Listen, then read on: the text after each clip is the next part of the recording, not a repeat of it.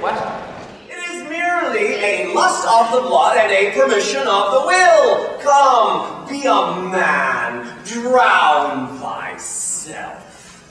Drown cats and blind puppies. When I said I would die a bachelor, I never did think I should live till I were married.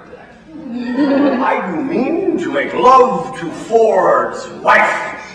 I spy entertainment in her. She discourses, she carves, she gives the leer of invitation. You are a fair viol, and your sense the string to finger to make man his lawful music would draw heaven down, and all the gods to hearken. Sometime comes she with a tiny pig's tail, tickling a parson's nose as he lies asleep. Then dreams he of another benefice. If she chance to nod, I'll rail and brawl, and with a clamor keep her still awake. This is the way to kill a wife with kindness. It's against the rule of nature to speak on the part of virginity is to accuse your mothers, which is most infallible disobedience. From east, west, north, and south be it concluded, no barricado for a belly. It will let in and out the enemy with bag and baggage. It is an ever-fixed mark, which looks on tempests and is never shaken. It is the star to every wandering bar, whose worth's unknown, although his height be taken. And so, I lie with her. And she with me. She is fair. And so is Julia that I love. That I did love. For now, my love is thawed, which like a waxen image against a fire, bears no impression of the thing it was. Down on your knees. And thank heaven, fasting for a good man's love. For I must tell you friendly in your ear, sell when you can. You are not for all markets. I have seen roses damask red and white, yet no such roses see I in her cheeks. And in some perfumes there is more delight than in the breath that from my mistress reeks. I thank my stars. I am happy. I will be strange, stout, in yellow stockings and cross-gartered, even with the swiftness of putting on. Jove and my stars be praised. Here is yet a postscript. For your current fees, the senators of Athens, together with the common lag of people, what is amiss in them, make suitable for destruction. If you prick us, do we not bleed?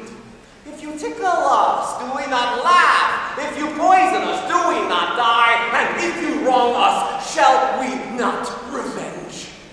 Pity, like a naked newborn babe, striding the blast where heaven's cherubim, horse upon the sightless couriers of the air, shall blow the horrid deed in every eye, and tears shall drown the wind. For God's sake, let us sit upon the ground and tell sad stories of the death of kings. I then, all smarting with my wounds being cold, to be so pestered with a popinjay, out of my grief and my impatience answered, neglectingly I know not what he should or he should not, for he made me mad. Oh, my poor kingdom, sick with civil blows, when then my care could not contain thy riots, what wilt thou do when riot is thy care?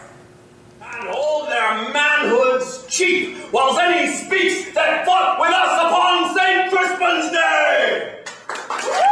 Force for force, I'll make him yield the crown, whose bookish rule hath pulled fair England down.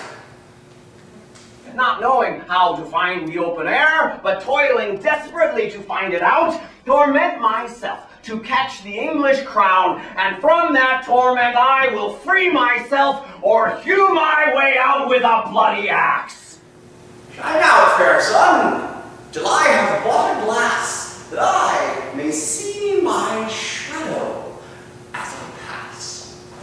Would I had known no more, but she must die.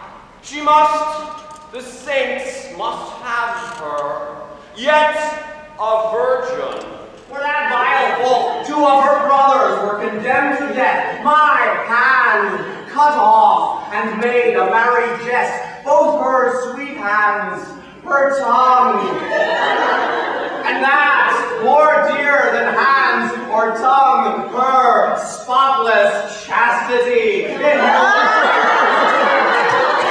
You constrain and feed thee straight, and make my misery serve thy turn. So use it, that my revengeful services may prove as benefits to thee. For I will fight against my cankered country with the spleen of all the under-fiends. Along with them, they brought one pinch, a hungry, lean-faced villain, a mere anatomy, a mountebank, a threadbare juggler, and a fortune-teller, a needy, hollow-eyed, sharp-looking wretch, a living, dead man. Sweet friends, let me not stir you up to such a sudden flood of mutiny. They that have done this deed are honorable. What private griefs they have, alas, I know not, that made them do it. They are wise and honorable, and will no doubt, with reasons, answer you.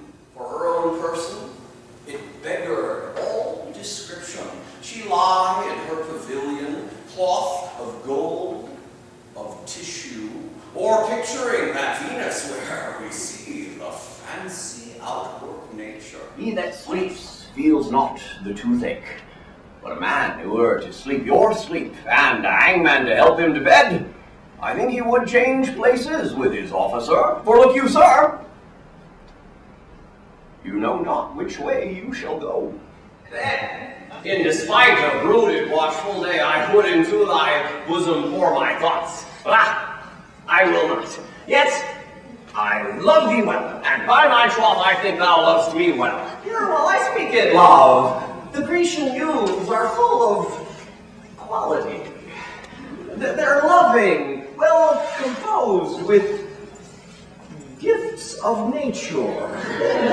Yet in these thoughts myself, almost despising, haply I think on thee, and then my state, like to the lark at break of day arising from sullen earth, sings hymns at heaven's gate. Do not, when my heart hath scoped this sorrow, come in the rearward of a conquered woe.